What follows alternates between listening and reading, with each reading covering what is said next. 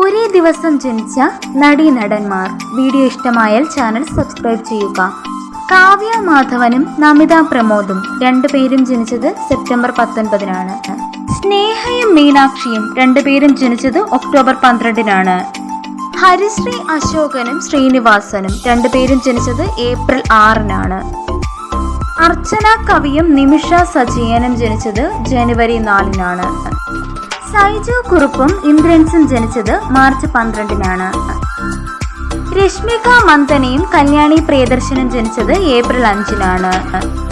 ടൊവിനോ തോമസും ഇനിയയും ജനിച്ചത് ജനുവരി 21-നാണ്.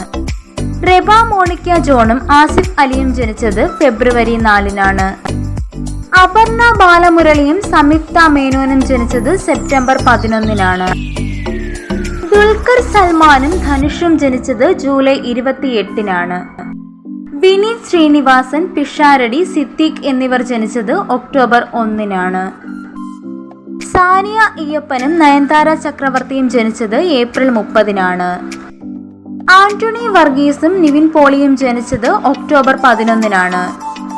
ശ്വേത മേനോനും ശിവതയും ജനിച്ചത് ഏപ്രിൽ 23-നാണ്.